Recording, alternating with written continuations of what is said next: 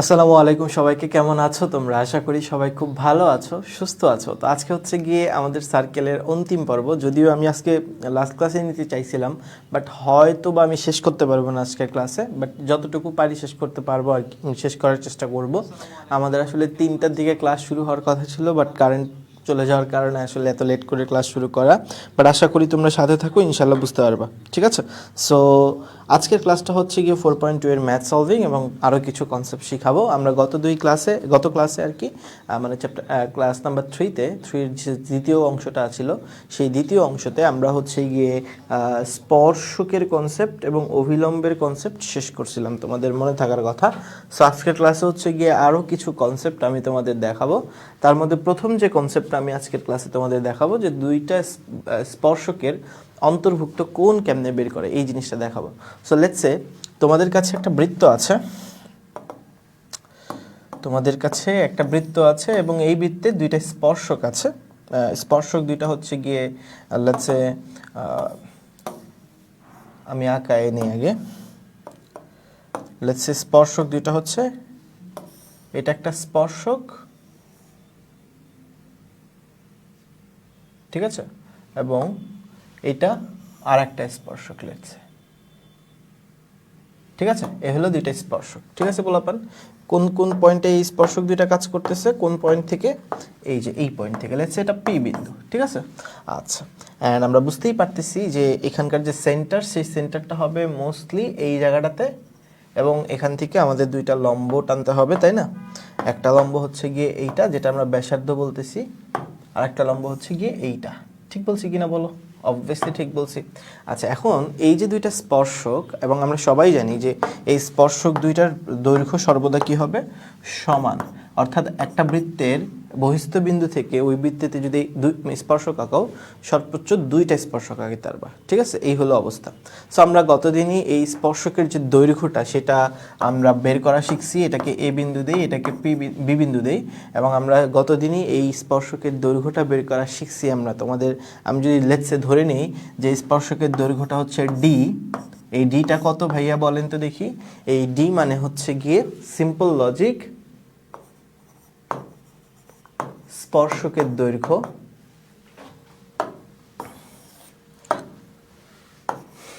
যেটা মানে S1, √S1, তাই তো? আচ্ছা, স্পর্শকের দৈর্ঘ্য, ঠিক আছে, এই হলো গিয়ে ডি। আচ্ছা, এখন আসো, আমাকে বলছে যে তাহলে এই যে স্পর্শকটা, এই যে দুইটা স্পর্শক বিপি আর এপি, এদের যে মধ্যবর্তী কোণটা অর্থাৎ অ্যাঙ্গেল এপিবি, এই অ্যাঙ্গেল এপিবিটা কত, এটা আমাকে বের করতে হবে। অর্থাৎ দুইটা স্পর্শকের যে মধ্যবর্তী কোণ, সেই জিনিসটা আমাকে বের করতে হবে।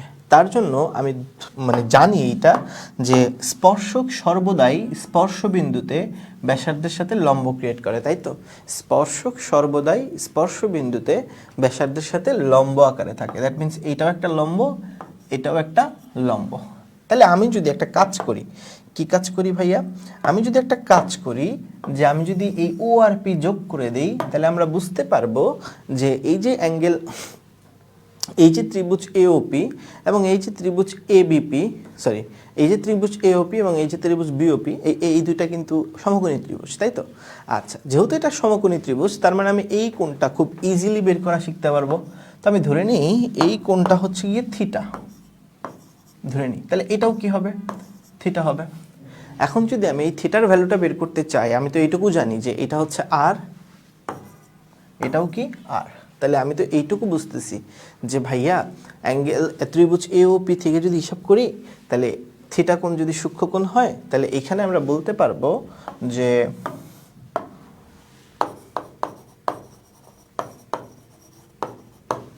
যে তোমার ট্যান থিটা সমান সমান লম্ব বাই ভূমি, তাই তো? এটা বলতে পারবো। দ্যাট মিনস আমি যদি হিসাব করি যে আমার থিটা যেটা আসবে, থিটা আসবে হচ্ছে গিয়ে tan inverse r by d, তাই তো? তাহলে দুইটি স্পর্শকের মধ্যবর্তী কোণ কত হবে? দুইটি স্পর্শকের মধ্যবর্তী কোণ হবে হচ্ছে গিয়ে 2 থিটা, বা বলা যায় 2 tan inverse r by d, and this is the formula. This is the formula. That means দুইটা স্পর্শকের মধ্যবর্তী কোণের সূত্র কি? 2 tan inverse r by d. মনে থাকবে তো? অবশ্যই মনে থাকার কথা।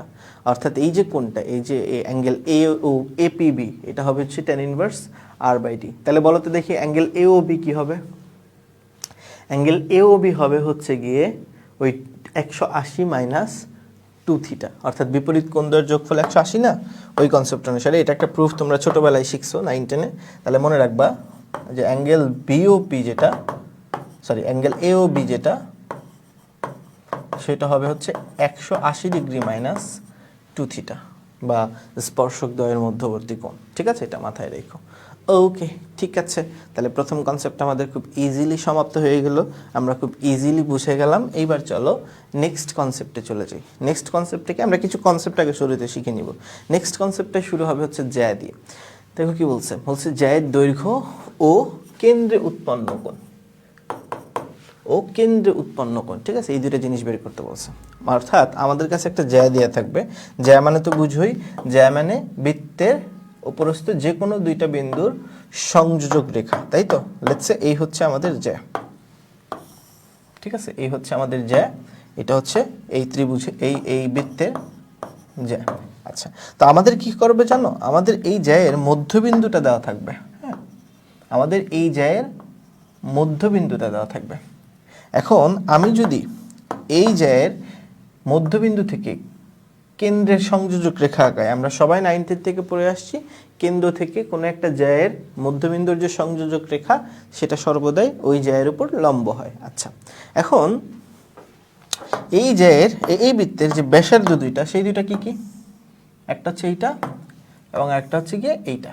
ঠিক আছে, বুঝছি। আচ্ছা, এই হচ্ছে গিয়ে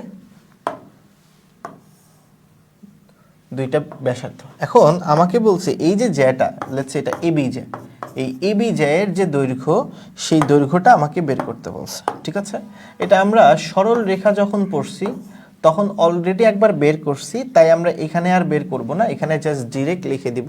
আমরা সবাই জানি যে কেন্দ্র থেকে যদি এই জ্যায়ের যে লম্ব দূরত্ব সেটা দিয়ে দেয়, মানে ডি যদি দিয়ে দেয়, সেক্ষেত্রে এই জ্যায়ের যে দৈর্ঘ্যটা হয়, জ্যায়ের দৈর্ঘ্য হবে হচ্ছে গিয়ে, দৈর্ঘ্য হবে হচ্ছে গিয়ে 2√r² মাইনাস d²। এটা কেমনে বের করছি তা তো বুঝতেই পারতেছো, যে জ্যায়ের মধ্যবিন্দু যেহেতু, তার মানে আমি এই সমকোণী ত্রিভুজটা নিয়ে কাজ করেই কিন্তু এই জ্যায়ের অর্ধেকটা বের করে ফেলতে পারবো, যেটা হবে হচ্ছে √r² মাইনাস d²। দেন জাস্ট তাকে ডাবল করে দিব। দ্যাট মিনস জ্যায়ের দৈর্ঘ্য নিয়ে আমাদের কোনো কারোর ঝামেলা থাকার কথা নেই। এটা সবাই খুব ইজিলি পারে আর কি। এটা ওই সরল রেখা যারা আমার ক্লাস করছেন তাদের কাছেই জেনে থাকার কথা। কিন্তু সমস্যা যেটাই হবে সেটা হচ্ছে জ্যাটার যে কেন্দ্র উৎপন্ন কোণটা হয়, জ্যায়ের যে কেন্দ্র উৎপন্ন কোণ, এইটা কত, এইটা বের করব। অর্থাৎ অ্যাঙ্গেল AOB কত, সেটা আমরা বের করব। এইটাও খুব ইজিলি বের করা যাবে। কিভাবে? তুমি যদি এটাকে আমরা যদি সি বিন্দু দেই, অ্যাঙ্গেল AOC যদি চিন্তা করো, অ্যাঙ্গেল AOC এর ডাবলই হবে কি? অ্যাঙ্গেল AOB না? এটুকু তো মানো। দ্যাট মিনস আমি বলতে পারি যে অ্যাঙ্গেল AOC যেটা, সেটা যদি বের করি, মানে সেই অনুযায়ী যদি কাজ করি, তাহলে আমরা বলতে পারি না এরকম, দেখো তো, যে সাইন অ্যাঙ্গেল AOC যেটা, সেটা বের করবে। এই যে অ্যাঙ্গেল AOC, এটা যদি বের করি, তাহলে এটা হিসাব করলে আলটিমেটলি যেটা হবে, আচ্ছা না সরি, কজ হবে, তাই তো? কারণ ভূমি আর হচ্ছে অতিভুজ, কজ হবে, সরি। তাহলে কজ অ্যাঙ্গেল AOC যেটা হবে, সেটা হবে কি? ভূমি বাই অতিভুজ, অর্থাৎ D/R। এই তো, D/R। বা আমি যদি আরও ইজিলি বলি, অ্যাঙ্গেল AOC যেটা হবে, সেটা হবে কজ ইনভার্স D/R। বা আরও যদি ইজিলি বলি যে 2 ইন্টু অ্যাঙ্গেল AOC, সেটা হবে 2 কজ ইনভার্স D/R। আর আমরা সবাই জানি যে 2 কজ ইনভার্স D/R মানে আসলে কি হবে বলেন তো দেখি? অ্যাঙ্গেল AOB হবে। তাহলে অ্যাঙ্গেল AOB মানে কি? 2 cos inverse D/R। This is the formula. Okay, this is the formula. মনে থাকবে এই সূত্রটাও। আশা করি এইটাও তোমাদের একদম পানির মতো ক্লিয়ার হবে। তাহলে জ্যায়ের দৈর্ঘ্য কেমনে বের করব সেটাও আমরা বুঝে গেলাম, জ্যায়ের যে কেন্দ্র উৎপন্ন কোণ সেটাও আমরা বের করে ফেলতে পারলাম, ঠিক আছে। অর্থাৎ জ্যায়ের কেন্দ্রে যে উৎপন্ন কোণ সেটা হবে 2 cos inverse d by r, এবং আমাদের জ্যায়ের যে দৈর্ঘ্য হবে সেটা হবে 2 √r² minus d square. On the other hand স্পর্শক দুইটার যে মধ্যবর্তী কোণ সেটা হবে 2 tan inverse r by d। এক্ষেত্রে d কিন্তু স্পর্শকের দৈর্ঘ্য, আর এক্ষেত্রে d হচ্ছে গিয়ে কেন্দ্র থেকে জ্যায়ের যে লম্ব দূরত্ব।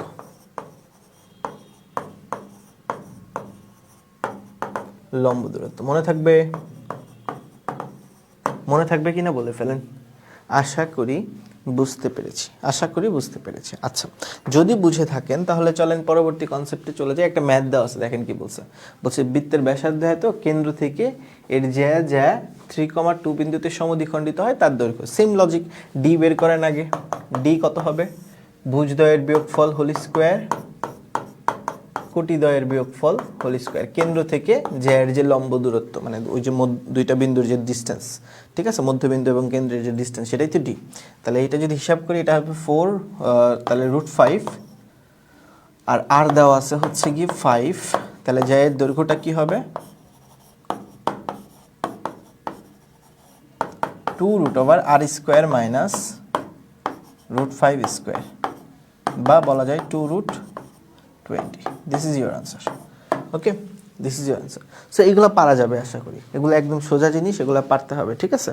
আচ্ছা, এটা যদি পারো তাহলে চলো নেক্সট কনসেপ্টে চলে যাই। নেক্সট কোয়েশ্চেনে বলছে কি দেখো, আচ্ছা এই ক্ষেত্রেও একই কনসেপ্ট, এটাও একদম খুবই সোজা। এখান থেকে আমি যদি কেন্দ্র বলি,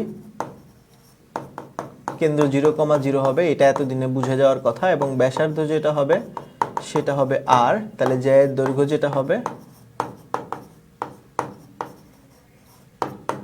2 √r² মাইনাস d স্কোয়ার। এটাই তো একটু আগে দেখালাম, তাই তো? আচ্ছা, তাহলে নেক্সট কোশ্চেনে চলে যাই, চলেন। বলছে এই সরল রেখাটি এই বৃত্তে যে জ্যা উৎপন্ন করে তার দৈর্ঘ্য কত? সেম কোশ্চেন, একই ধরনের কোশ্চেন। তার জন্য আমাদের যে চিন্তাটা করতে হবে, দেখো একটু দেখো, একই ধরনের কোশ্চেন। লম্ব দূরত্বটা বের করতে হবে। এই হচ্ছে গিয়ে বৃত্ত, আর এই হচ্ছে গিয়ে তার জ্যা, ঠিক আছে। আচ্ছা, আর এই জ্যাটা কি? y = x + 2, বা আরো ইজিলি বললে x - y + 2 = 0। আর এইটা হচ্ছে তার কেন্দ্র, এবং কেন্দ্রটা হচ্ছে কত হবে? মাস্ট বি 0,0 হবে। এবং এটার যে লম্ব দূরত্ব, মানে ডি তো লাগবে, তাই তো? এই যে ডিটা তো লাগবে, এবং এই ডিটা কিন্তু আমরা খুব ইজিলি বের করতে পারবো।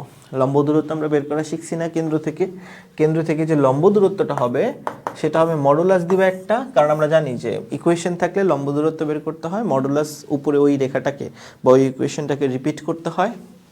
রিপিট করার টাইমে অবশ্যই কেন্দ্রের ভুজ এবং কেন্দ্রের কোটিটা এক্স এবং ওয়াই এর জায়গায় বসাতে হয়, এবং নিচে যে কাজটা করতে হয় x এর সহগ স্কোয়ার প্লাস y এর সহগ স্কোয়ার করতে হয়, এবং সেই অনুযায়ী ক্যালকুলেশন করলে যেটা আসবে সেটা আসবে √2। আচ্ছা, d এর মান যদি √2 হয় এবং r এর মান তো 4, কোত্থেকে পেলেন ভাইয়া? 16 কে স্কোয়ার, মানে 4 কে স্কোয়ার করেন তাহলেই তো 16 হয়। এখন বলেন জ্যায়ের দৈর্ঘ্য বের করা কোনো কথা, কোনো ইজি, মানে কোনো কঠিন বিষয়? নিজেরাই পারবেন। 2√12। তো আশা করি এই ম্যাথগুলো একদম পানির মতো ক্লিয়ার, খুব ইজিলি আপনারা বুঝে যাচ্ছেন। আচ্ছা, এটা যদি বুঝে যান তাহলে চলেন পরবর্তী ম্যাথে চলে যাই। দেখেন কি বলছে এই বৃত্তের x = y যেটি পরিধির যে কোনো বিন্দুর সঙ্গে যে কোণ উৎপন্ন করে তার, আচ্ছা পরিধির যে কোনো বিন্দুর সাথে, আই রিপিট, পরিধির যে কোনো বিন্দুর সাথে। আচ্ছা, পরিধি হইলে কিন্তু মামলা ডিসমিস। দেখেন এটা যেটা শিখাইছি এটা কার সাথে? এই জিনিসটা কি? এই জিনিসটা হচ্ছে গিয়ে জ্যা কর্তৃক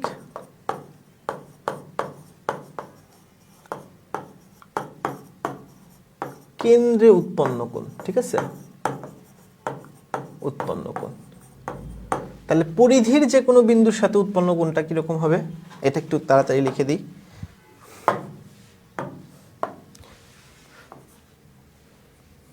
কি কোশ্চেনটা ছিল? যে এই জ্যা পরিধির যে কোনো বিন্দুর সাথে যে কোণ উৎপন্ন করে। আচ্ছা, পরিধির যে কোনো বিন্দুর সাথে যে কোণ উৎপন্ন করে, তাহলে পরিধির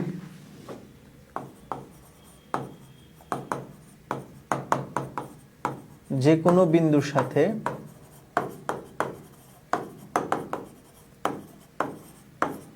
উৎপন্ন কোণ। এটা কি আবার দেখাচ্ছি। এটা মানে কি? এটা মানে এই যে সিম্পল এইটা, এই কোণটা দেখো আমাদের যেটা যে পরিধির সাথে যে বিন্দুটা উৎপন্ন করছে সেটা যে কোণটা ক্রিয়েট করতেছে সেটা কি ওএসি না? ওএসি। এবং এই ওএসি আমি কেমনে বের করব? 90 থেকে জাস্ট এওসিটা বাদ দিয়ে দিব, কারণ সমকোণী ত্রিভুজের ক্ষেত্রে দুইটা কোণের যোগফল সর্বদা 90 ডিগ্রি হয়। তাহলে আমি কি সিম্পলি বলতে পারি না যে এইটা যেটা হবে সেটা হবে হচ্ছে গিয়ে এরকম 90 degree minus cos inverse r by d by r. 90 degree minus কেন? কারণ দুইটা কোণের যোগফল কত? 90 ডিগ্রি না? আর cos inverse d by r কোনটা? সেটা হচ্ছে গিয়ে তোমার কেন্দ্র উৎপন্ন কোণ। তাহলে পরিধির সাথে উৎপন্ন কোণটা জাস্ট কি হবে? 90 minus cos inverse d by r. তাহলে সেই লজিক অনুসারে এখানেও সেম কথা, যে আমার সূত্রটা কি হবে? সূত্রটা হচ্ছে গিয়ে ডিটা আগে বের করি চলো। ডি এর জন্য কেন্দ্র ব্যাসার্ধ লাগবে। কেন্দ্র ব্যাসার্ধ বলে দিই, কেন্দ্র হচ্ছে 1, - 3 আর ব্যাসার্ধ যেটা হবে √1² + 9 মাইনাস +6 বা 4। আচ্ছা, কেন্দ্র ব্যাসার্ধ বের করে ফেলছি। ডি লাগবে। ডি এর জন্য কি করতে হয়? রেখাটাকে রিপিট করতে হয়, তবে রেখার ওই জায়গায় এক্স এর জায়গায় ভুজ, ওয়াই এর জায়গায় কোটি, এবং নিচে কি করতে হয়? সহগগুলোকে বর্গ করতে হয়। তাহলে সেই হিসাবে এটাও আসবে √2। তাহলে আমি যদি এখন পরিধির যে কোনো বিন্দুর সাথে উৎপন্ন কোণ বের করতে চাই,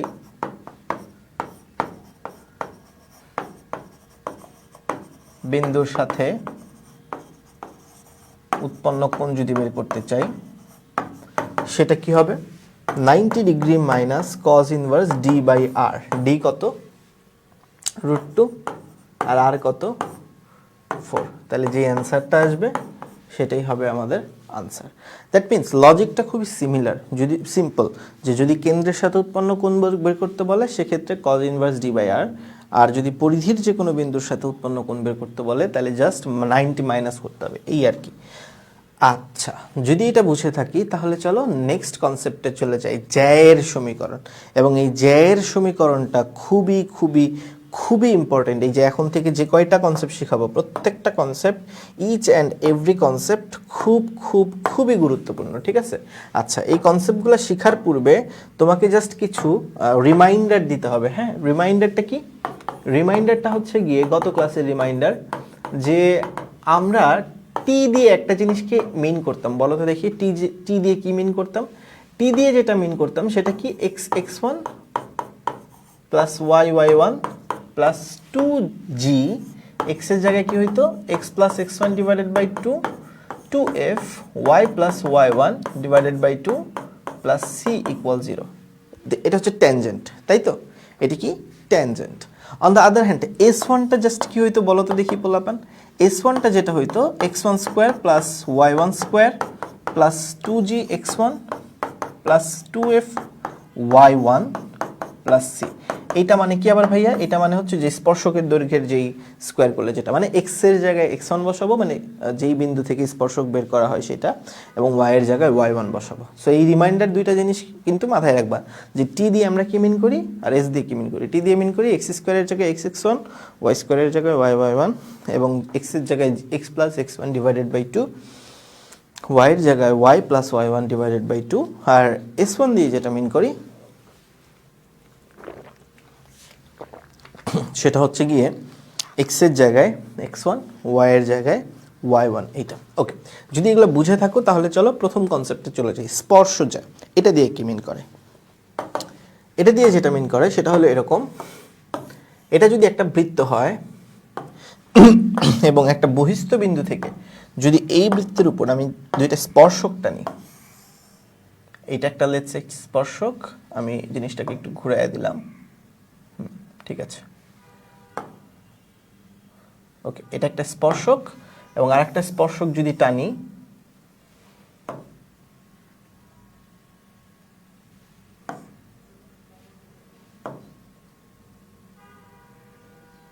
ওকে, এই হচ্ছে দুইটা স্পর্শক।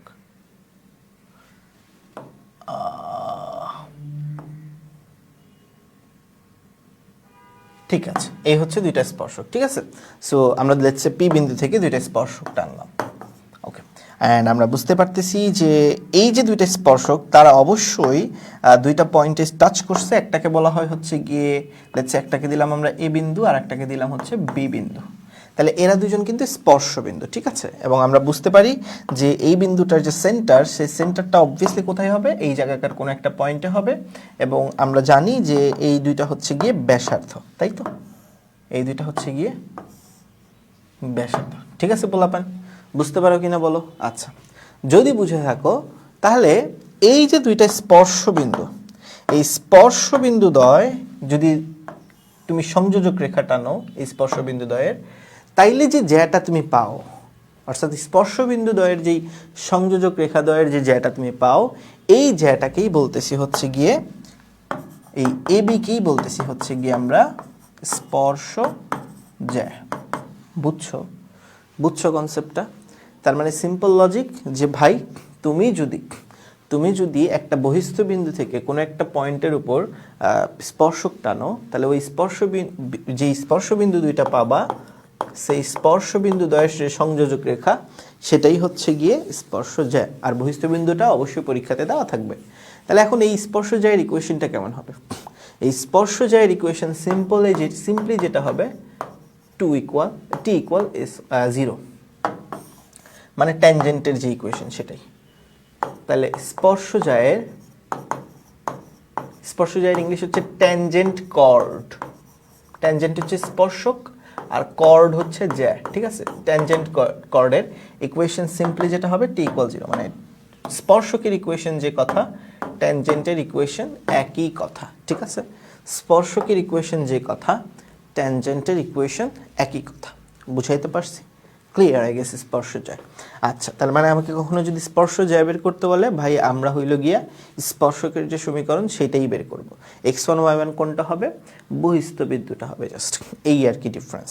অন দ্য আদার হ্যান্ড, আমি যদি তোমাকে একটা ম্যাথ করি তাহলে বুঝতে পারবা। মূলবিন্দু থেকে এই বৃত্তটার উপর অঙ্কিত স্পর্শকের সমীকরণ নির্ণয় করো। আচ্ছা, তারপরে স্পর্শ জ্যায়ের সমীকরণ নির্ণয় করো। তাহলে অঙ্কিত স্পর্শক যেটা, এটা তোমাদের জন্য দিয়ে দিলাম SW দিয়ে দিলাম। আমি যে স্পর্শ জ্যা বের করব। ঠিক আছে, স্পর্শ জ্যাটা কি হবে? স্পর্শ জ্যা যেটা হবে,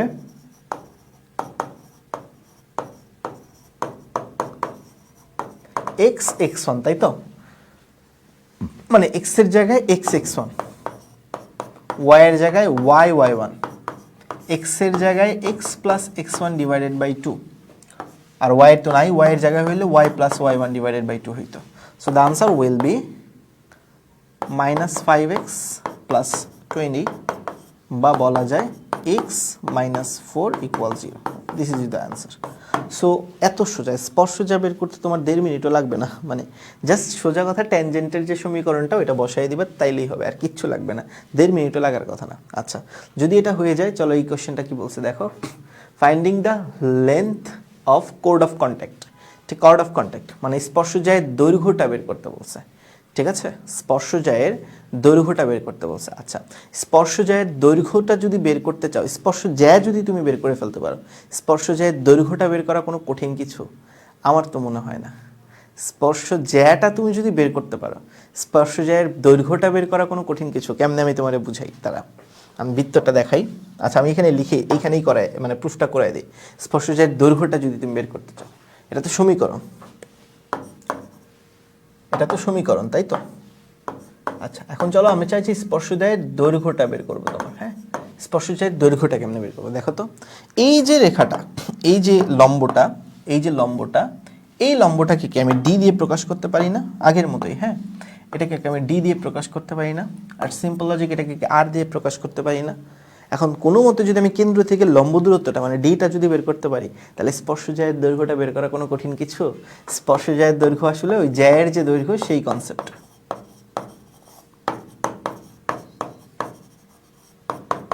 2 × √r², আর স্কোয়ার মাইনাস ডি স্কোয়ার। তবে এখানে ডি বের করাটা খুবই গুরুত্বপূর্ণ।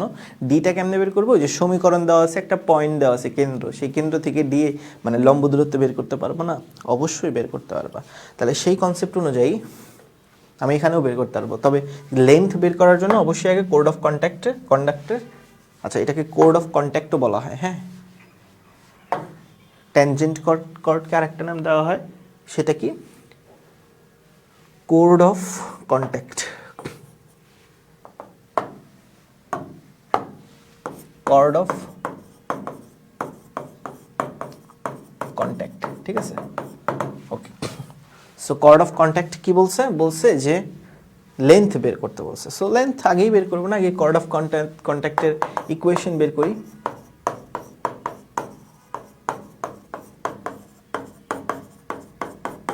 জাস্ট কি করব?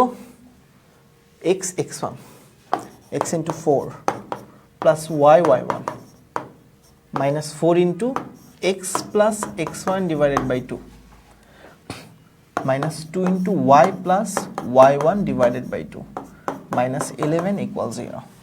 That means এটা যেটা আসবে সেটা আসবে 4x plus 5y minus 2x minus 8 minus y minus 5 minus 11. That means the equation will be 2x plus 4y 13 আর 11 যদি যোগ করি আমরা 24 আসবে, তাই তো?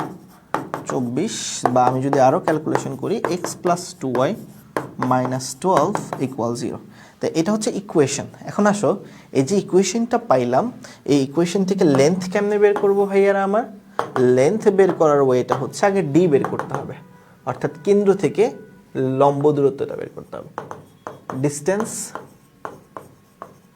ফ্রম সেন্টার, ঠিক আছে? সেন্টার থেকে যদি ডিস্টেন্সটা বের করতে চাই তাহলে সেটা কি হবে? সেটা যেটা হবে যে এই রেখাটাকেই আমার রিপিট করতে হবে। আচ্ছা, তার আগে এখান থেকে সেন্টারটা বের করতে হবে, তাই তো? সেন্টারটা কি আসবে বলো তো দেখি? 2,1, তাই তো? এটা তো বুঝি যে 2,1 আসবে। আর রেডিয়াস যেটা আসবে মানে ব্যাসার্ধ যেটা আসবে সেটা আসবে কি? √4 প্লাস 1 মাইনাস মাইনাসে প্লাস 11 বা 4 বলা যায়। আচ্ছা, তার মানে এই সার্কেলটার সেন্টার হচ্ছে 2,1 এবং রেডিয়াসটা হচ্ছে 4, ঠিক আছে? আচ্ছা, সেন্টার আর রেডিয়াস যদি বের করে ফেলতে পারি, আমরা যদি ইকুয়েশন দেখতে পারি, সেক্ষেত্রে আমরা বলতে পারবো, এখন যদি আমি এর ইকুয়েশনটাকে রিপিট করি তাহলে যেটা হবে x এর জায়গায় হবে 2, y এর জায়গায় হবে 1 মাইনাস 12, আর নিচে কি করতে হবে? x এর সহগ স্কোয়ার প্লাস y এর সহগ স্কোয়ার। বা আমি যদি ক্যালকুলেশন করি তাহলে যেটা আসবে সেটা আসবে 8 ডিভাইডেড বাই √5।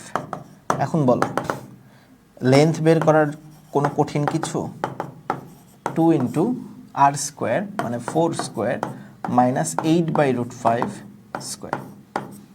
এর চেয়ে ইজি ম্যাথ একটাও আছে, এর চেয়ে ইজি ম্যাথ একটাও আছে। ক্যালকুলেটর চাইবো, যা অ্যান্সার আসবে সেটাই। ক্যালকুলেটর চাইবো, যা আনসার আসবে সেইটাই। তার মানে বুঝতেই পারতেছো, তোমাকে যদি সার্কেল পারতে হয় অবভিয়াসলি তোমাকে স্ট্রেট লাইন পারতেই হবে, এটা ছাড়া কোনো উপায় নেই, এটা ছাড়া কোনো উপায় নেই। আশা করি বুঝছো। আচ্ছা, যদি এটা বুঝে থাকো তাহলে চলো নেক্সট কনসেপ্টে চলে যাই। বলছে find out the area of triangle form by the pair of tangent and their কোড অফ কন্ট্রাক্ট। আচ্ছা, মানে এরিয়া বের করতে বলছে। এটা আমার কি? এটা আমি আবারও এখানে চলে আসি। এরিয়াটা কেমনে বের করব? এরিয়াটা বের করা খুবই মজার, খুবই সোজা। কিভাবে বের করবে জানো? এই দেখো, এরিয়া বের করাটা খুবই সোজা। মানে আমাকে কি বের করতে বলছে? এই যে ট্যানজেন্ট দুইটা এপি আর বিপি, আর এই যে কোড অফ কন্ট্রাক্ট এবি, এদের যে এরিয়াটা সেটা আমাকে বের করতে বলছে, অর্থাৎ এই যে এইটা।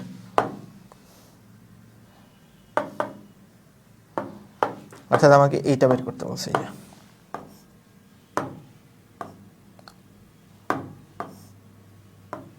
এই জিনিসটা বের করতে বলছে, ঠিক আছে?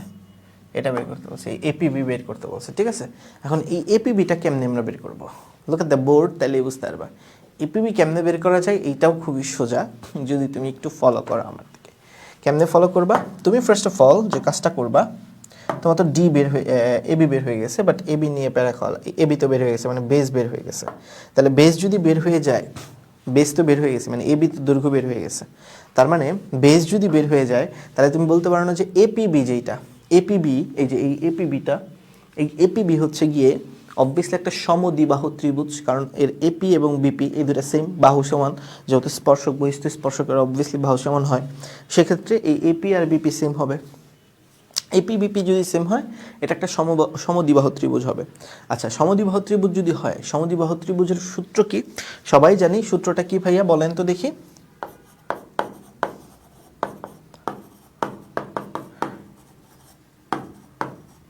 সূত্রটা হচ্ছে গিয়ে বেস ডিভাইডেড বাই 4, বেস কি এবি, সেটা divided by 4 root over 4a square, মানে 4 আরেকটা যে বাহু সেটা হতে পারে এপি মানে স্পর্শকের দৈর্ঘ্য square minus base square B square.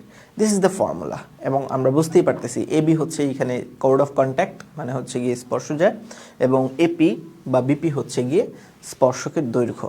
That means আমাকে যদি স্পর্শকের মানে এপি বি ত্রিভুজের এরিয়াটা বের করতে হয়, দ্যাট মিনস আমাকে যে কাজটা করতে হবে সেটা হলো গিয়ে আমাকে স্পর্শকের দৈর্ঘ্যটা বের করতে হবে। তাহলে সেটা যদি আমরা করি তাহলে স্পর্শকের দৈর্ঘ্যটা কত আসবে, লেন্থ অফ ট্যানজেন্ট সেটা কত আসবে বলো তো দেখি?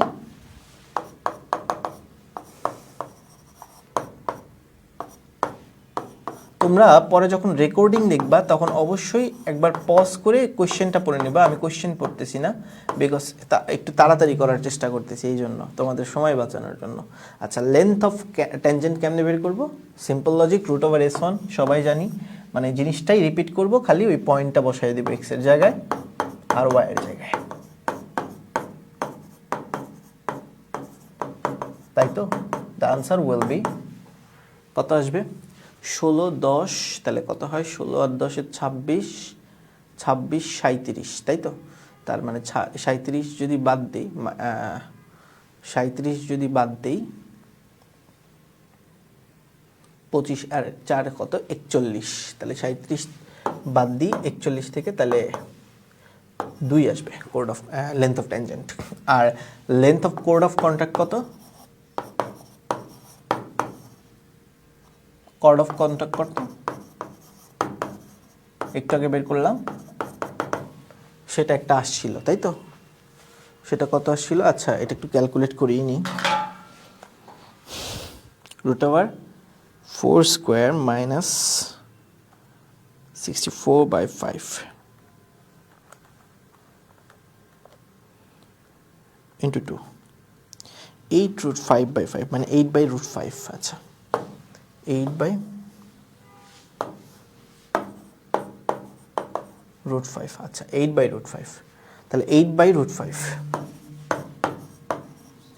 তাহলে আমাদের এখন কি করতে হবে? এরিয়া যদি বের করতে হয় তাহলে কি করতে হবে?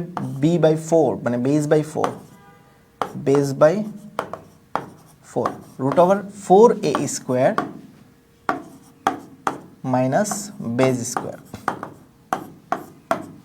যা আনসার আসে তাই। মানে ওই যে আমাদের সমদ্বিবাহু ত্রিভুজের যে এরিয়াটা বের করতে হয় সেইটা।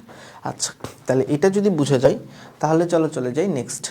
আচ্ছা, find out the angle between the pair of tangent. এইটা ভাই এইচডব্লিউ থাকলো, সবাই এই অ্যাঙ্গেলটা বের করতে পারবা। অ্যাঙ্গেলটা কি হবে? 2 tan inverse r by length of tangent, তাই তো?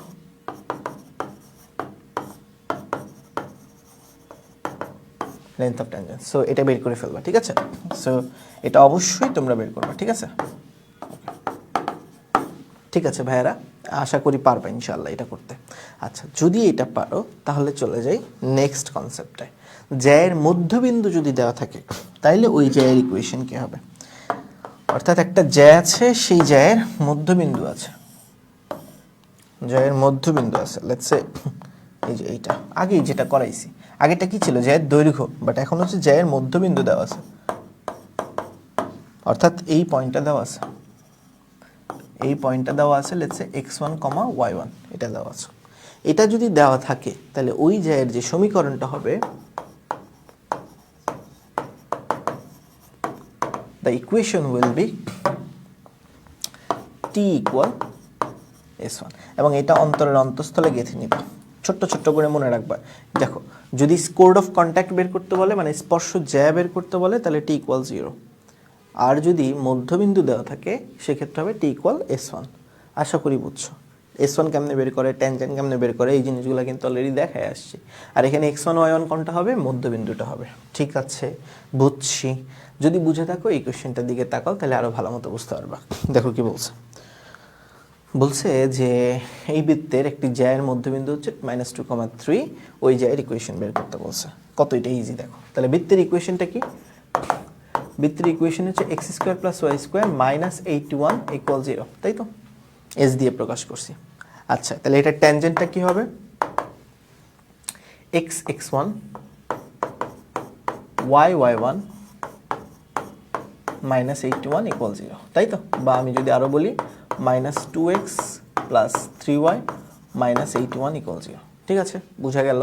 মানে যে x(x1) y(y1), x এর জায়গায় x + x1 / 2, y এর জায়গায় y + y1 / 2। আচ্ছা, s1 টা জানি কেমনে বের করে? s1 বের করা হচ্ছে রুট তো অবশ্যই দেওয়া লাগে না। s1 বের করা হচ্ছে গিয়ে x এর জায়গায় বসাতে হয় -2, y এর জায়গায় বসাতে হয় -3 আর -81। বা আরো যদি হিসাব করি এটা আসবে 13 - 81। তার মানে আমি যদি সুতরাং জ্যায়ের ইকুয়েশন বের করতে চাই, তাহলে জ্যায়ের ইকুয়েশনটা কি হবে? t = s1, মানে -2x + 3y - 81 আর 13 - 81। তাহলে 81 কাটা। কেন আমি 81 যোগ করি না এবার বুঝছো? মানে একটু চালাক না হলে দুনিয়াতে টেকা মুশকিল। বা আরো ইজিলি বললে 2x - 3y + 13 = 0। সো এইগুলো ম্যাথ যদি 4 মার্কের জন্য আসে, পারবা না করতে? আমার বিশ্বাস তুমি খুব ইজিলি এই ম্যাথগুলো করতে পারবা। পারবো তো ইনশাল্লাহ, নাকি? আমার বিশ্বাস তুমি খুব ইজিলি এই অঙ্কগুলো করে ফেলতে পারবা। ওকে, বুঝছি নিশ্চয়ই। আচ্ছা, বুঝে গেছি। যদি বুঝে থাকি তাহলে চলো নেক্সট কোশ্চেনে চলে যাই। নেক্সট কনসেপ্টে চলে যাই। সাধারণ জ্যায়, এটা আবার কি ভাইয়া? এটা কি খায় না মাথায় দেয়? অর্থাৎ দুইটা বৃত্ত আমাদের থাকবে, সেই দুইটা বৃত্তের সাধারণ জ্যায় আমাদের বের করতে হবে। এর মানে কি? এর মানে লেটস আমাদের কাছে দুইটা বৃত্ত আছে। এটা একটা বৃত্ত এবং এইটা আর একটা বৃত্ত। ঠিক আছে, এখন এই দুইটা বৃত্ত অবশ্যই দুইটা পয়েন্টে ছেদ করবে। এটা একটা পয়েন্ট, এটা আর একটা পয়েন্ট। এখন এই যে দুইটা ছেদবিন্দু, এই ছেদবিন্দু দিয়ে তুমি যদি একটা জ্যা কল্পনা করো, এই ছেদবিন্দু দিয়ে তুমি যদি একটা জ্যা কল্পনা করো, তাহলে সেই জ্যাকেই আমরা বলবো হচ্ছে গিয়ে সাধারণ জ্যা। তাহলে সাধারণ জ্যা কোনটা হবে বুঝছো? সাধারণ জ্যা হবে এই যে দুইটা বৃত্তের কমন জ্যা, যেটা মানে যা দুইটা বৃত্ত দিয়েই যায়, এরকম একটা যায়। দুইটা বৃত্তের ছেদবিন্দু মানে দুইটা বৃত্ত যে দুইটা বিন্দু ছেদ করে, সেই দুইটা বিন্দু দিয়ে যে জ্যাটা যায়, সেই জ্যাটা হচ্ছে সাধারণ জ্যা। ধরে নাও এই বৃত্তের যে সমীকরণ, এটাকে আমরা S1 দিয়ে প্রকাশ করলাম, এবং এই বৃত্তের যে সমীকরণ, সেটাকে আমরা S2 দিয়ে প্রকাশ করলাম। তাহলে মনে রাখবা, সাধারণ জ্যায়ের যে সমীকরণটা হবে, সেই সমীকরণটা হবে S1 - S2। কতটা সোজা যায় দেখছো? S1 - S2 = 0। শেষ। অর্থাৎ জাস্ট ইকুয়েশন দুইটাকে বিয়োগ করবা। তবে সংবিধিবদ্ধ সতর্কীকরণ অবশ্যই একটা আছে, সেটা হচ্ছে x² এর সহগ এবং y² এর সহগ মাস্ট বি 1 হইতে হবে। অন্য কিছু হইলে আগে 5 দিয়ে বা ওইটা দিয়ে ভাগ করতে হবে। আমি যদি তোমারে বুঝাই তাহলে ভালো মতো বুঝতে পারবা। লেটস সে এই কোশ্চেনটার কথা চিন্তা করো। বলছে 4x² + 4y², এটা দুইটা বৃত্তের সাধারণ জ্যা বের করতে বলছে। তাহলে আগে আমি দেখেই দুইটারে বিয়োগ করে দিব? উত্তর হচ্ছে না। আমি যে কাজটা করবো, আগে এটাকে পরিশুদ্ধ করে নিব। কেমনে পরিশুদ্ধ করব? 4 দিয়ে ভাগ করে। এই কাজটা কেন করতে হইল? জাস্ট বিকজ x² এর সহগ এবং y² এর সহগ সেম বানাইতে হয়েছে। তাহলে এটা হচ্ছে S1, আর আমার S2টা কি? S2টা হচ্ছে x² + y² - 6x + 14y - 8 = 0। এখন এই দুইটাকে যদি তুমি বিয়োগ করো, বিয়োগ করলে যেটা পাবা সেটা হচ্ছে 5x - 16y + 8 - 5/4। তাই তো? ঠিক আছে তো? অবশ্যই ঠিক আছে। আচ্ছা, তো এখান থেকে যে রেজাল্টটা আসে সেটাই হবে তোমাদের আনসার। ঠিক আছে? সো আমার বিশ্বাস বুঝছো নিশ্চয়, নাকি? তার মানে সাধারণ যা হবে জাস্ট পরীক্ষা হলে এভাবেই লিখবা S1 S2 বিয়োগ, এবং এটা এমসিকিউতে আসবে, এটা আবার কেউ এক্সপেক্ট করে না যে রিটেনে আসবে, ঠিক আছে। সেইটা যদি হয়ে যায় এরকম আরেকটা ম্যাথ দিয়ে দিছি, তুমি এটা একটু অবশ্যই করবা। তবে হ্যাঁ, সাধারণ যে দৈর্ঘ্যটা আমাকে বের করতে বলছে, একই কনসেপ্ট, সাধারণ যে দৈর্ঘ্য একই কনসেপ্ট।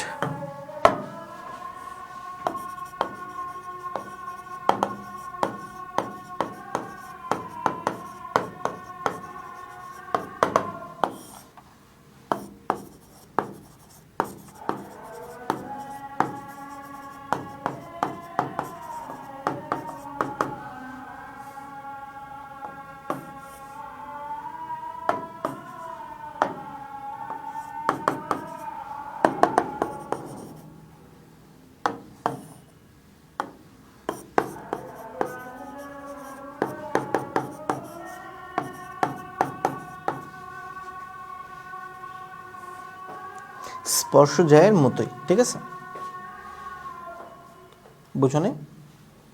কেন্দ্র থেকে লম্ব দূরত্ব বের করবো আগের মতোই, জাস্ট তারপর ফর্মুলা, ঠিক আছে। তার মানে কেন্দ্র ব্যাসার্ধ লাগবে আর কি। তো এটা এইচডব্লিউ থাকলে এটা অবশ্যই তুমি পারবা ইনশাআল্লাহ। তবে হ্যাঁ, অবশ্যই এক্স স্কোয়ার এবং ওয়াই স্কোয়ারের সহগগুলো কিন্তু 1 বানাইতে হবে, এটা হচ্ছে ফার্স্ট কথা, ঠিক আছে। আশা করি পারবে, এটা বাসায় করিও। আচ্ছা, যদি এটা পারো তাহলে এইখানে কি বলছে, এখানে বলছে যে দুইটা বৃত্ত দেওয়া আছে, তার সাধারণ জ্যা এটা বের করতে বলছে, এটা পারবো। আচ্ছা, যে বৃত্তের ব্যাস তার সমীকরণ, আচ্ছা সাধারণ জ্যাটা যেই বৃত্তের ব্যাস ওইটার ইকুয়েশন চাইছে। Interesting question, interesting question. দেখো কোয়েশ্চেনটা কি বলছে, বলছে এটা একটা বৃত্ত, এটা আর একটা বৃত্ত লেগছে, এটা আর একটা বৃত্ত, ঠিক আছে। এখন এই দুইটা বৃত্তের যে সাধারণ জ্যা,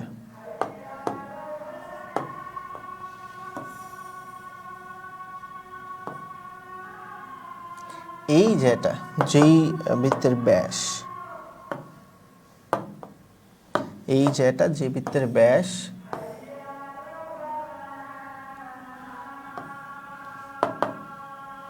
এই জ্যাটা যে বৃত্তের ব্যাস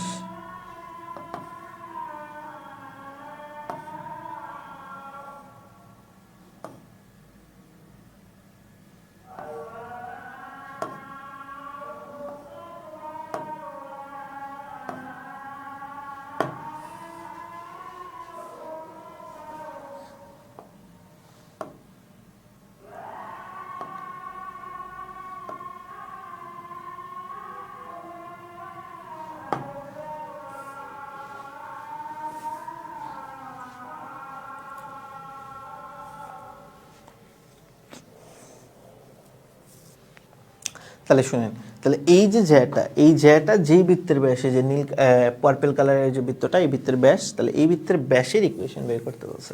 তাহলে এই বৃত্তের যে ব্যাস তার সমীকরণ নির্ণয় করতে বলছে, যে বৃত্তের ব্যাস আর কি। তাহলে এই বৃত্তের যে এই জ্যাটা এখন ব্যাস হিসেবে কাজ করবে, তো তার জন্য তো আমার মানে ব্যাস দেওয়া থাকলে যে আমাকে যে বৃত্তটা বের করতে হয়, তার জন্য তো আমাকে এই যে ব্যাসের প্রান্তবিন্দু বের করতে হয়, তাই তো, মানে এ আর বি লাগে। এখন প্রশ্ন যেটা দাঁড়ায়, এ আর বি কেমনে বের করবো? আচ্ছা, তবে তার আগে আমি এটাকে আগে S1 ধরে নিই, এটাকে S2 ধরে নিই। তাহলে S1 যেটা হবে, S1 হবে হচ্ছে x square plus y square plus 2x plus 3y plus 1 equal 0। S2 যেটা হবে x square plus y square plus 4x plus 3y plus 2 equal 0। আচ্ছা, দুইটারে যদি বিয়োগ করি তাহলে সাধারণ যায় কি হবে, মাইনাস 2x মাইনাস 1 ইকুয়াল 0, বা বলা যায় 2x প্লাস 1 ইকুয়াল 0, ঠিক আছে। এই হচ্ছে সাধারণ জ্যা। এখন এই যে রেখা এ আর বি বিন্দুটা, এইটা অবশ্যই অবশ্যই এই সাধারণ জ্যা এবং এদের মধ্যকার যে কোনো একটা বৃত্তের ছেদবিন্দু। এই এ আর বি বিন্দু এরা কি, এরা হচ্ছে এই সাধারণ জ্যা এবং এই যে কোনো একটা বৃত্ত এখানকার, সেটা হইতে পারে প্রথম বৃত্ত বা সেটা হতে পারে দ্বিতীয় বৃত্ত, এই দুটো বৃত্তের ছেদবিন্দু। তাহলে এদেরকে যদি সমাধান করি, সমাধান করলেই আমি কি পাবো বেসিক্যালি, আমি বেসিক্যালি আরেকটা বৃত্তের মানে ওই যে বৃত্তটা আমি বের করতে চাই সেই বৃত্তেরই মানে ব্যাসের প্রান্তবিন্দু পেয়ে যাব না?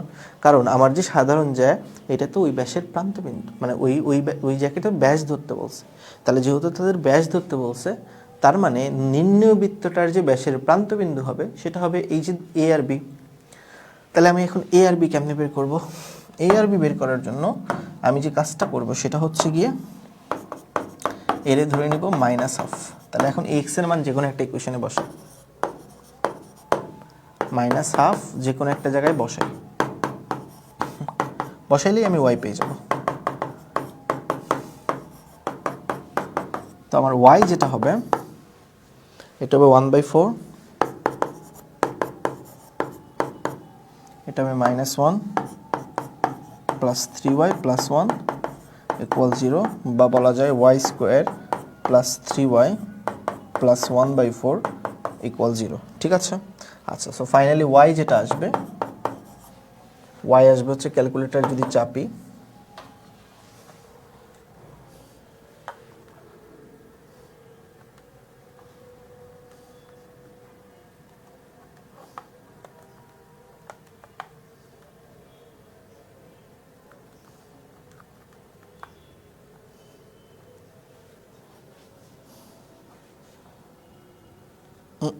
সমাধান বিন্দু এরকম হয় কেন?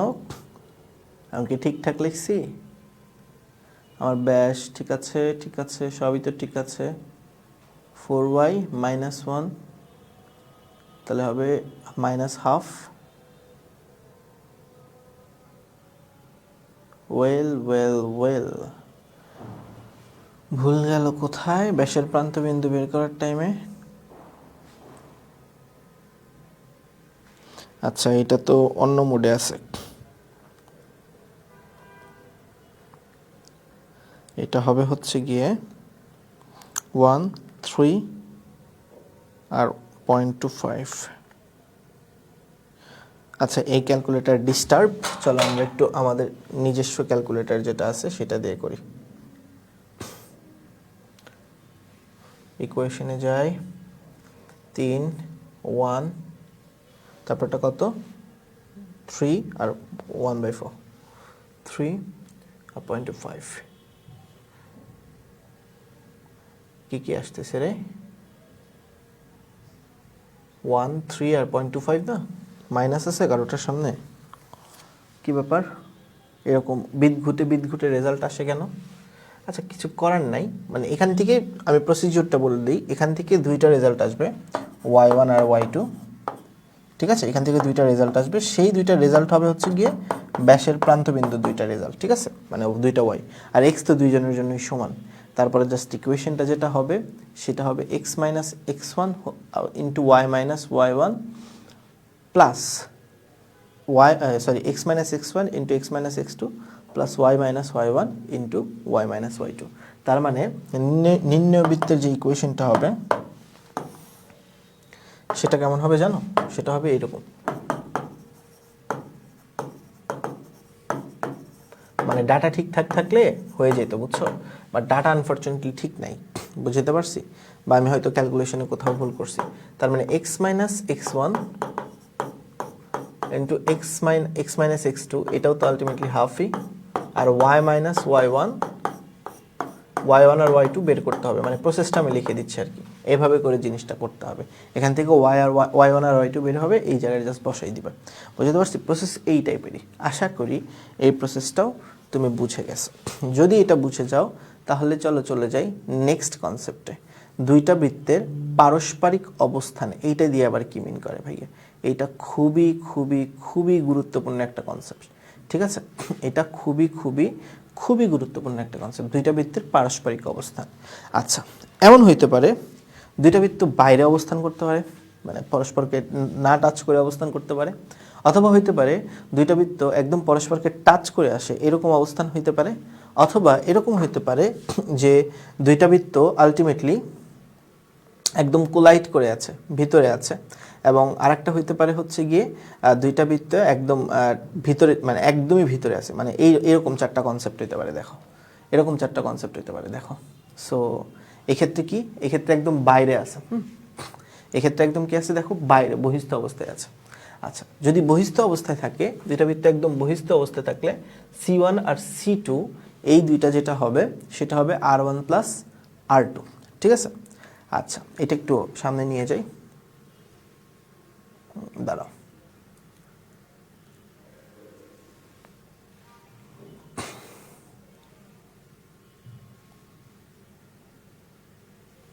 ওকে।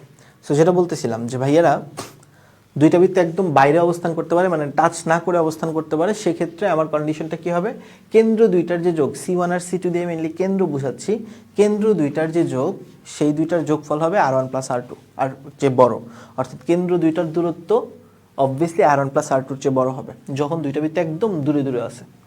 দুইটা বৃত্ত যখন একদম বহিস্থভাবে টাচ করবে তখন কেন্দ্রদ্বয়ের দূরত্ব ব্যাসার্ধের যোগফলের সমান হবে, কেন্দ্রদ্বয়ের দূরত্ব ব্যাসার্ধের যোগফলের সমান হবে।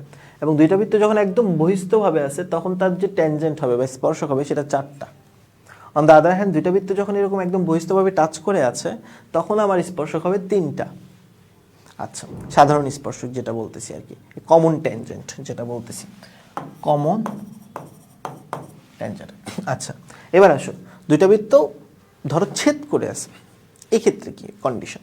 এক্ষেত্রে কন্ডিশনটা হচ্ছে গিয়ে কেন্দ্রদ্বয়ের যে দূরত্ব সেটা R1 মাইনাস মানে ব্যাসার্ধের পার্থক্যের চেয়ে বড় হবে আর ব্যাসার্ধের যোগফলের চেয়ে ছোট হবে। তার মানে আমাকে যখন বলে যে দুইটা বৃত্ত ছেদ করছে, দ্যাট মিন্স এই কন্ডিশনটা আমাকে অ্যাপ্লাই করতে হবে। আর দুইটা বৃত্ত একদম অন্তস্থভাবে ছেদ করছে, এটা হচ্ছে অন্তস্থভাবে স্পর্শ করা। যখন অন্তস্থভাবে স্পর্শ করবে তখন কেন্দ্রদ্বয়ের দূরত্ব হবে ব্যাসার্ধের বিয়োগফলের সমান। দ্যাট মিন্স এইটা হচ্ছে কি আমাদের বহিস্থভাবে টাচ করা, বহিস্থভাবে স্পর্শ করার কনসেপ্ট।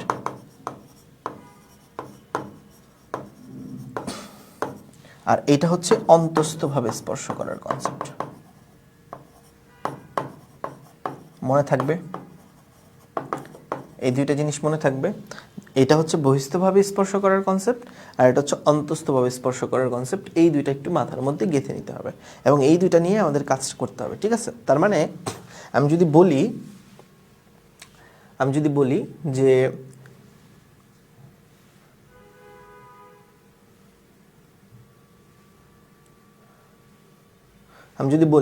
যে বহিস্থভাবে টাচ করলে কি হবে, বহিস্থভাবে টাচ করলে দুইটা বৃত্ত যদি বহিস্থভাবে টাচ করে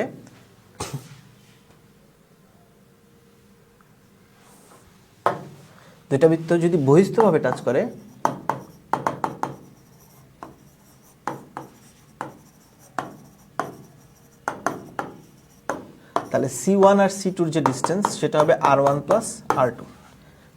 এটুকু তো ক্লিয়ার নাকি? C1 আর C2 যে ডিসটেন্স সেটা হবে R1 প্লাস R2। আমি যদি আরো ইজিলি বুঝাই, লেটস সে এই হচ্ছে দুইটা বৃত্ত, এই হচ্ছে দুইটা বৃত্ত, ঠিক আছে? এবং তারা অবভিয়াসলি কিভাবে স্পর্শ করছে, বহিস্থভাবে টাচ করছে, ঠিক আছে? এই হচ্ছে বহিস্থভাবে টাচ করা অবস্থা, তারা একদম বহিস্থভাবে টাচ করছে। তাহলে এই যে তাদের যে কেন্দ্রদ্বয়ের যে ডিসটেন্স, এই কেন্দ্রদ্বয়ের ডিসটেন্স কি হবে, ব্যাসার্ধের সমান হবে না?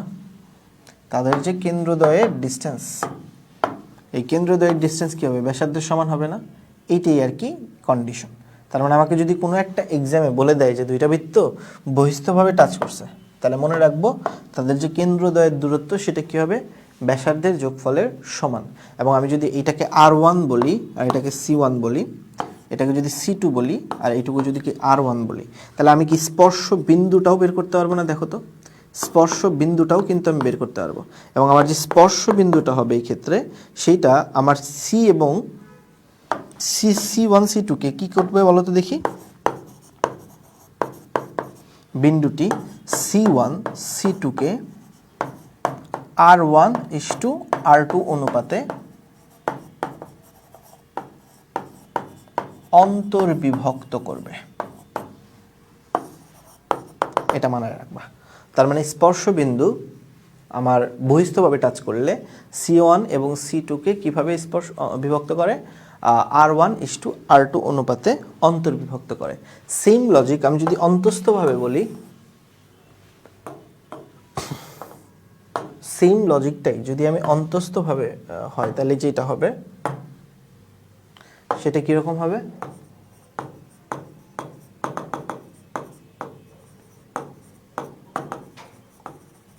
স্পর্শ করলে যেটা হবে সেটা হচ্ছে গিয়ে C1 C2 যে ডিসটেন্স সেটা R1 মাইনাস R2, মানে বিয়োগফল, ব্যাসার্ধের বিয়োগফলের সমান হবে আর কি, অবশ্যই মডুলাস দিতে হবে। অ্যান্ড এই ক্ষেত্রে কনসেপ্টটা কীরকম, এক্ষেত্রে কনসেপ্টটা হচ্ছে আমাদের কাছে একটা বৃত্ত আছে এবং আমাদের কাছে আরেকটা বৃত্ত আছে, লিখছে এই হলো সেই আরেকটা বৃত্ত,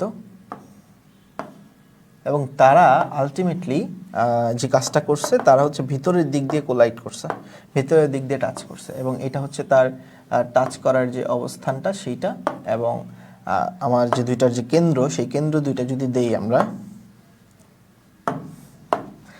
এটা হচ্ছে তার স্পর্শবিন্দু আগের মতোই, এটা হচ্ছে C1, এটা হচ্ছে C2, এটা হচ্ছে C1, এবং বুঝতেই পারতেছো তাহলে R1 কোনটা হবে,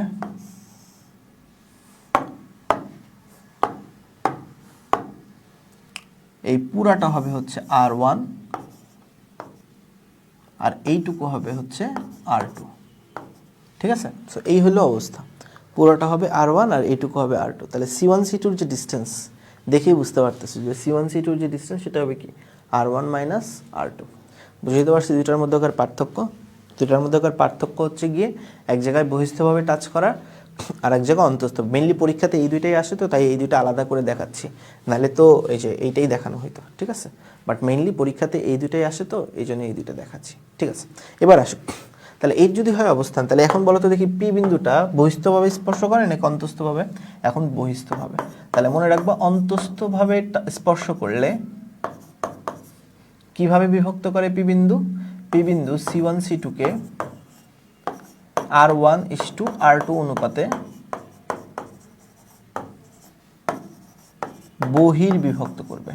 তার মানে বৃত্তদ্বয় অন্তস্থভাবে টাচ করলে বিভক্ত হবে বহির্বিভক্ত, আর বৃত্তদ্বয় বহিস্থভাবে টাচ করলে বিভক্ত হবে হচ্ছে গিয়ে অন্তর্বিভক্ত। তো আশা করি এই পর্যন্ত তোমরা খুব ইজিলি বুঝে গেছো। যদি বুঝে থাকো তাহলে এই পর্যন্ত তো থিওরি ক্লিয়ার। তো নেক্সট ক্লাসে আমরা যে কাজটা করব, নেক্সট ক্লাসে আমরা বাকি যে অংশটুকু আছে এই চ্যাপ্টারের, বাকি যে অংশটুকু আছে মানে হচ্ছে গিয়ে আমাদের ম্যাথ এই চ্যাপ্টারের এই যে আচ্ছা না, এই তিনটা ম্যাথ আমরা করেই নিই নাকি করব, আচ্ছা আমার সময় নেই, আমার একটু যাইতে হবে ক্লাসে, এই জন্য মেন সমস্যা। বাট এই তিনটা জিনিস আমরা ইনশাল্লাহ নেক্সট ক্লাসে এই ম্যাথগুলো করে এই চ্যাপ্টারটা খতম করে দিব, ঠিক আছে। তো till then good bye everyone, ভালো থেকো, সুস্থ থেকো। আর রোজার মাসে আমাদের হচ্ছে সকালে ক্লাস হবে ইনশাল্লাহ, ঠিক আছে। রোজার টাইমে সকালে আমাদের ক্লাস হবে। ওকে জনগণ, ভালো থেকো, সুস্থ থেকো, দেখা হবে আবার ইনশাআল্লাহ আগামী ক্লাসে। খোদা হাফেজ।